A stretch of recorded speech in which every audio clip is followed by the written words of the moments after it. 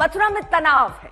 Police ने एक शख्स को हिरासत में लिया और जानकारी यह मिल रही है कि हिरासत में लिया गया शख्स शाही ईदगाह मस्जिद में कांवड़ लेकर घुसने की कोशिश कर रहा था। उसी वक्त पुलिस ने उसे पकड़ लिया। आपको बता दें कि आज हिंदू महासभा ने ईदगाह में हनुमान चालीसा पाठ करने की धमकी दी है और इसे लेकर पूरे मथुरा में जबरदस्त सुरक्षा है।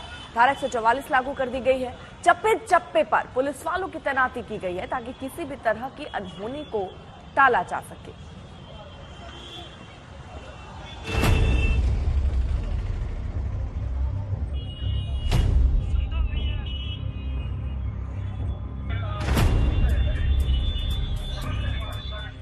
मथुरा में चप्पे चप्पे पर सुरक्षा।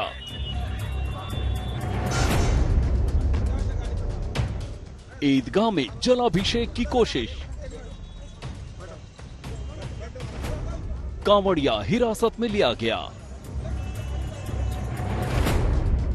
हिंदू संगठनों का ऐलान, ईदगाह में होगी हनुमान चालीसा। बाबरी की बरसी पर मथुरा में तनाव है। 3 दिन से मथुरा में माहौल बिगड़ने का डर था और आज इस लिहाज से पुलिस सतर्क है। सुबह ही जन्मभूमि परिसर के पास ईदगाह में घुसने की कोशिश ये कांवड़िया कर रहा था।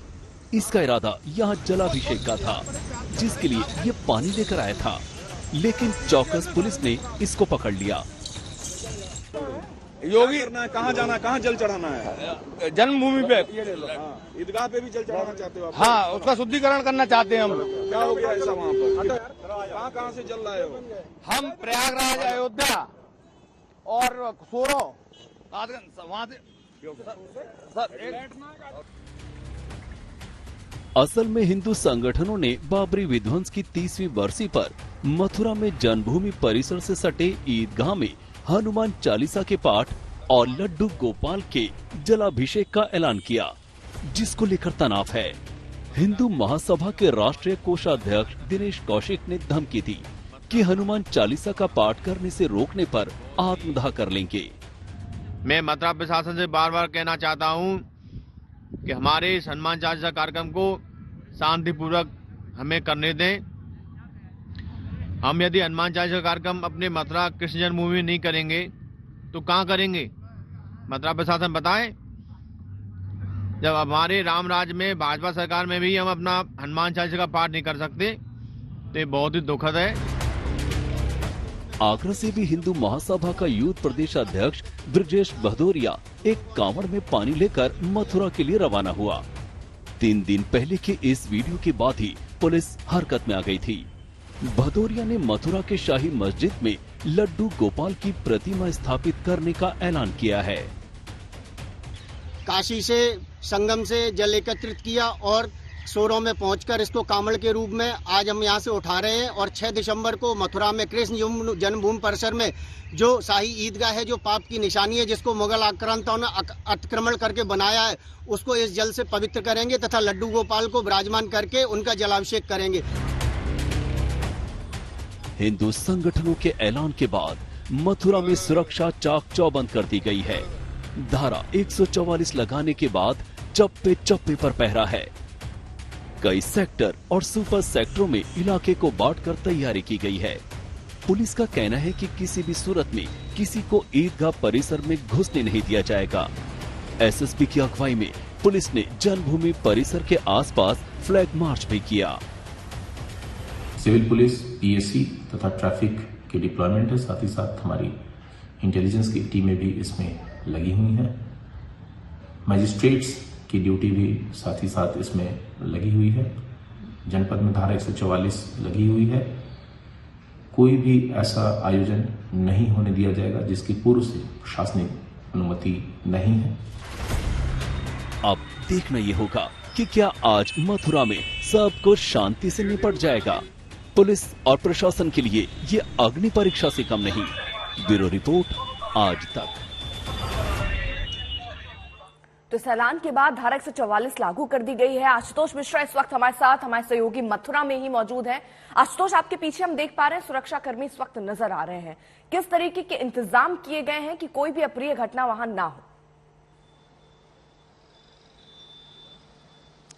इस बात का अंदाजा मैं लगा सकता हूं अर्पिता कि शायद शाम तक कोई अप्रिय घटना नहीं होगी। वैसे भी 6 दिसंबर की तारीख और जब इस तरह के कॉल दिए जाते हैं तो जाहिर सी बात है यूपी वालों के मन में ख्याल आता कि कहीं पर शांति भंग करने की कोशिश तो है नहीं। तो आपको तस्वीरों से एक बार 360 डिग्री में दिखाने की कोशिश करते हैं। जितने रास्ते कृष्ण जन्मस्थान और शाही ईदगाह मस्जिद की ओर जो आते हैं उन तमाम रास्तों पर बड़ी बैरिकेडिंग और पुलिस के जो जवान हैं वो बड़ी संख्या में तैनात है। इसीलिए हम आपको ये 360 डिग्री की तस्वीर दिखा रहे हैं। अब जहां मैं खड़ा हूं यहां से ठीक पीछे शाही जो ईदगाह मस्जिद है उसका दरवाजा है और प्रांगण जो है मंदिर का ठीक उसके पीछे शुरू होता है। बाकी मथुरा के अगर आप देखेंगे तो सड़कों पर ट्रैफिक भी है, लोग भी हैं, घरों से निकले हैं, बच्चे स्कूल जा रहे हैं, दुकानें खुली हैं, सब कुछ बेहद शांत है। लेकिन इस इलाके में जहां पर हिंदू सभा और ऐसे जो संगठन है उनके जो एलिमेंट है जिन्होंने एक कॉल दिया कि वो जाएंगे हनुमान चालीसा का पाठ करेंगे, वो अगर यहाँ पहुंचते हैं तो शांति खराब हो सकती है, माहौल खराब हो सकता है, कानून व्यवस्था बिगड़ सकती है। इसके चलते बीती रात ही जो एहतियात के तौर पर गिरफ्तारियां होती हैं, हिरासत में ले जाते हैं लोग, वो कर लिए गए थे। इन्हीं संगठनों से जुड़े कई लोगों को पहले ही हिरासत में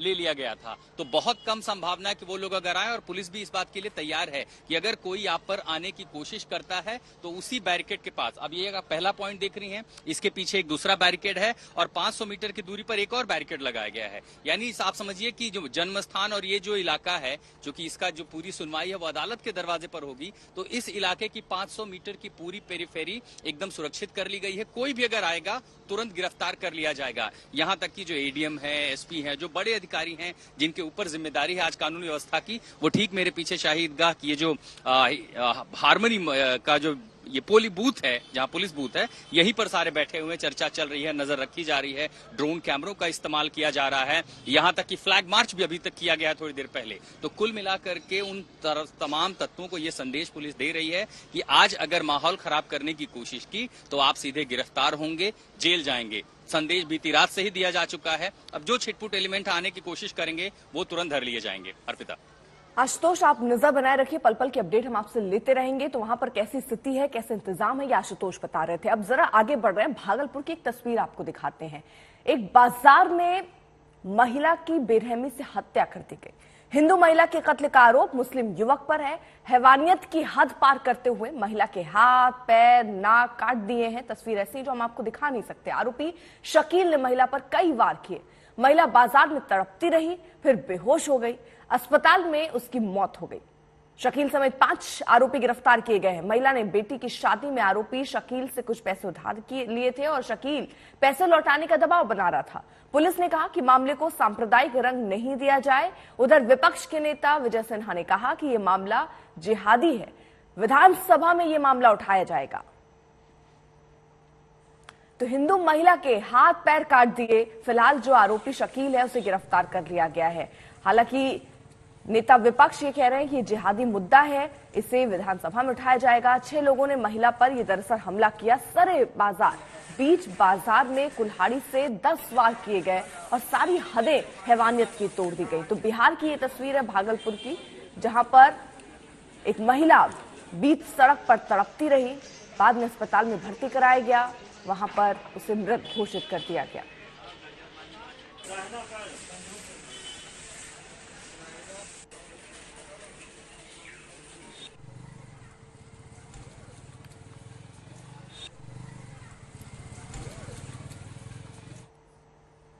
खबरों में बढ़ रहे हैं अब आगे। गैंगस्टर गोल्डी बरार ने कहा है कि वो ना तो गिरफ्तार हुआ है और ना ही डिटेन किया गया है। उसने भारत में किए जा रहे दावों का खंडन किया।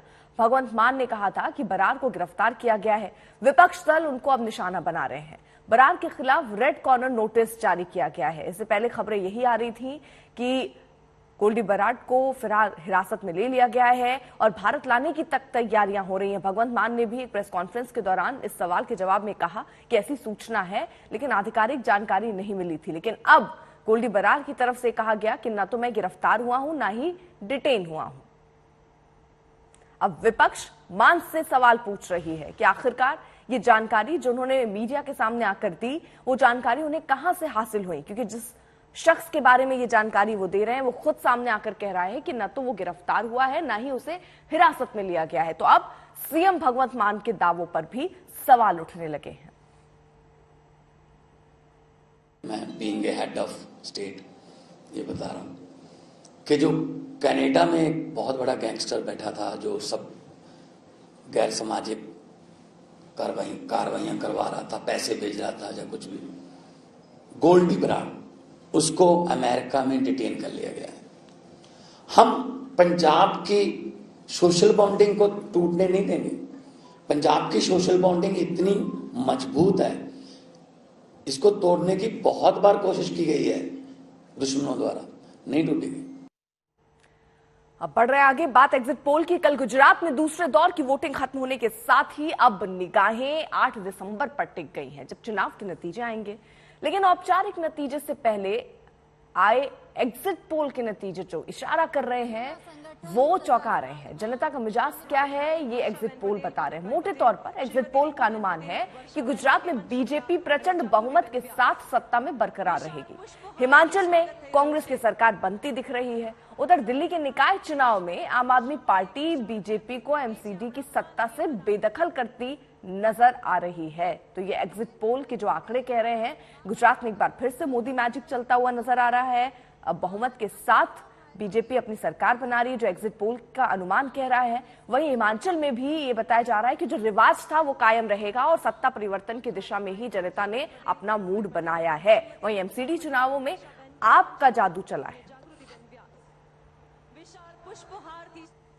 गुजरात चुनाव के नतीजों का काउंटडाउन शुरू हो चुका है। उससे पहले बीजेपी एग्जिट पोल देखकर गदगद नजर आ रही है। इंडिया टुडे और एक्सेस माय इंडिया ने एग्जिट पोल के लिए गुजरात की सभी 182 विधानसभा सीटों से 42,156 सैंपल साइज लिए, जिसमें गुजरात में बीजेपी को 129 से 152 सीटें मिलने का अनुमान लगाया जा रहा है, जबकि कांग्रेस को 16 से 30 सीट और आम आदमी पार्टी को 9 से 21 सीटें मिलने का अनुमान है। वैसे कांग्रेस और आप का दावा है कि 8 दिसंबर को एग्जिट पोल के उलट नतीजे आएंगे।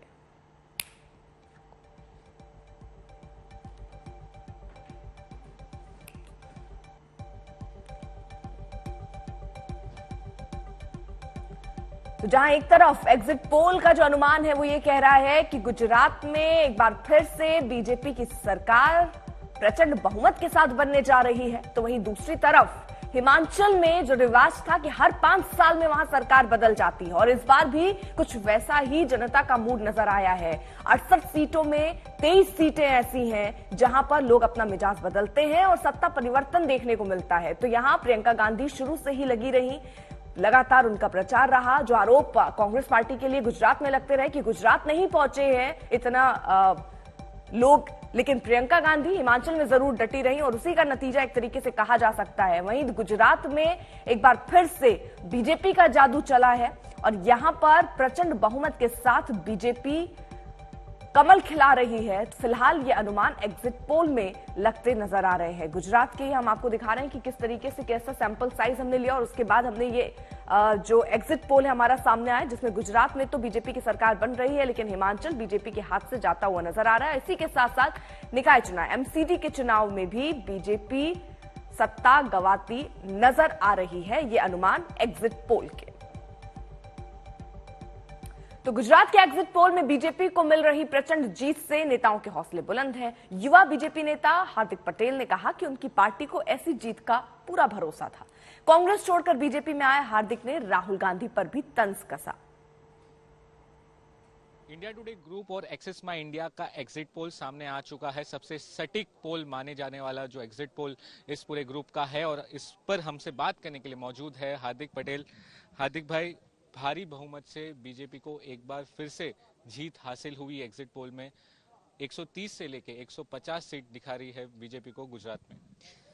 एक रैली थी जिसमें हम भी पीएम साहब के साथ उस रैली के स्टेज पे थे, तो उन्होंने एक शब्द कहा था कि ये चुनाव सामान्य नहीं है, ये चुनाव का परिणाम आने वाले 20 साल का गुजरात का भविष्य तय करेगा। और ये सर्वे भी यही कहता है कि आने वाले 20 साल का भविष्य इस सर्वे से तय हो रहा है। निश्चित रूप से गुजरात की जनता ने भारी मतदान किया है भारतीय जनता पार्टी के पक्ष में और ये जो मतदान है वो भरोसे का मतदान है। समाधान के साथ साथ इस राज्य में, विकास के साथ साथ इस राज्य में शांति और सलामती जो स्थापित हुई है उसके कारण ये मतदान हुआ है और इसीलिए आज एक बार फिर गुजरात में भारतीय जनता पार्टी की जो सरकार बन रही है, हम मतदाताओं का भी आभार व्यक्त करते हैं। हार्दिक भाई, क्या कुछ आपका नेतृत्व में आप क्या कुछ काम गुजरात में करने के लिए, गुजरात की जनता के लिए क्या कुछ काम देख रहे हैं? गुजरात आज हिंदुस्तान में एक अलग राज्य बना है जिसको हम मॉडल कहते हैं और यही मॉडल जो गुजरात का है वो आने वाले दिनों में विश्व में एक अलग तरीके से उभर के आएगा। उसी प्रकार मैं अपनी तहसील में, चाहे विरमगांव हो, मांडल हो, देत्रोज हो, उसको गुजरात का सबसे बेहतर और अच्छा मॉडल वाला तहसील बनाना चाहता हूँ, ताकि कोई आए मेरे तहसील में कहे कि यार 28 साल के लड़के ने अपने तहसील के लिए गजब का काम किया है। और भारतीय जनता पार्टी और उसका शीर्ष नेतृत्व तो लगातार ये चाहता है कि सरकारी योजना ग्रामीण स्तर पर लोगों तक पहुंचे। आप जैसे काफी लोग जो छोड़ के गए, उससे भारी नुकसान हुआ है कांग्रेस को। हम जैसे नहीं, लेकिन बहुत सारे लोग। कांग्रेस ने लगातार गुजरात में धार्मिक और अस्मिता और गौरव के खिलाफ काम किया है, उसके कारण गुजरात के लोग उनको पसंद नहीं करते। भारत जोड़ो यात्रा का भी कोई असर नहीं दिख रहा है गुजरात इलेक्शंस में, या जो जिस तरीके से कांग्रेस लड़ी है कहीं दिखी भी नहीं है इस बार। खाना आपके हाथ में जो थाली है उसमें आना चाहिए, लेकिन आप पास वाले के वहां जाके बोल रहे मुझे खाना दो, कैसे मिलेगा। कर्नाटक महाराष्ट्र बॉर्डर विवाद के बीच कर्नाटक के मुख्यमंत्री ने कहा कि महाराष्ट्र के मंत्रियों का बेलगावी आने से माहौल खराब हो सकता है। सीएम शिंदे को अपने मंत्रियों को कर्नाटक के बेलगावी नहीं भेजना चाहिए। आइए देखते हैं ये पूरा मामला क्या है।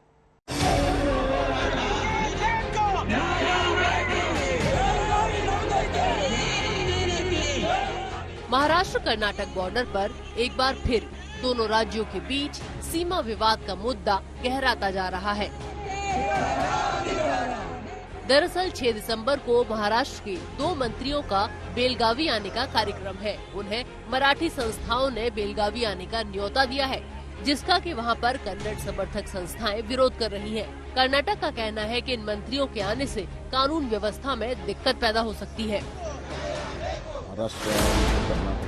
इस मुद्दे पर बोलते हुए कर्नाटक के मुख्यमंत्री ने कहा कि मैं सीएम एकनाथ शिंदे से आग्रह करूंगा कि अपने मंत्रियों को बेलगावी ना भेजें। इससे कानून व्यवस्था की स्थिति खराब हो सकती है। हमारे चीफ सेक्रेटरी ने उनके चीफ सेक्रेटरी को इस बारे में खत भी लिखा है। मैंने अधिकारियों को निर्देश दिया है कि अगर महाराष्ट्र के मंत्री कर्नाटक आते हैं तो कानून व्यवस्था को देखते हुए फैसला लें। सरकार लीगल एक्शन लेने से भी नहीं झिझकेगी। कर्नाटक और महाराष्ट्र के लोगों के बीच सद्भाव है, सीमा विवाद भी है, लेकिन कर्नाटक की तरफ से ये मामला खत्म हो चुका है, पर महाराष्ट्र बार बार इस मुद्दे को उठाता है। यहाँ तक कि सुप्रीम कोर्ट भी चला गया है। जब मामला सुप्रीम कोर्ट में है तो इस तरह मंत्रियों का यहाँ आकर लोगों को भड़काना सही नहीं है। कर्नाटक के पास महाराष्ट्र के 2 मंत्रियों और 1 सांसद की ट्रैवल लिस्ट आ गई है। प्रशासन ने बेलगावी बॉर्डर पर पुलिस तैनात कर दी है। महाराष्ट्र के मंत्री चंद्रकांत पाटिल और शंभूराज देसाई को बेलगावी में महाराष्ट्र एकीकरण समिति के कार्यकर्ताओं ने सीमा विवाद पर बात करने के लिए बुलाया है। मंत्र्यांचा दौरा जो काही त्या ठिकाणी होता हा महापरिनिर्वाण दिनाच्या निमित्ताने होता आणि महापरिनिर्वाण दिनाच्या निमित्ताने एका कार्यक्रमाला मंत्री त्या ठिकाणी जाणार होते। या संदर्भात कर्नाटकचं काही म्हणणं आहे, महाराष्ट्राचं देखील काही म्हणणं आहे। मंत्र्यांनी ठरवलं तर त्यांना जाण्यापासून कोणी रोखू शकत नाही, परंतु महापरिनिर्वाण दिनी आपण अशा प्रकारचा वाद तयार करायचा का, हा एक महत्त्वाचा विषय आहे आणि म्हणून या संदर्भात काही ना काही विचार आम्ही करतो आहोत। माननीय मुख्यमंत्री या संदर्भातला अंतिम निर्णय आम्हाला देतील। महाराष्ट्र और कर्नाटक के बीच सीमा विवाद सन 1957 से चला आ रहा है। महाराष्ट्र का दावा है कि बेलगावी पहले बॉम्बे प्रेसिडेंसी के अंतर्गत आता था और बेलगावी में मराठी भाषी लोगों की संख्या अच्छी खासी है। साथ ही महाराष्ट्र कर्नाटक बॉर्डर पर ऐसे 814 गांव हैं जो मराठी भाषी हैं। महाराष्ट्र इन सब पर अपना दावा करता है और इन्हें महाराष्ट्र में मिलाने की मांग सालों से चली आ रही है। दूसरी तरफ कर्नाटक बेलगावी पर अपना दावा करता है, यहाँ तक कि अपने दावे को मजबूती देने के लिए कर्नाटक विधानसभा का साल में एक बार एक सत्र यही होता है।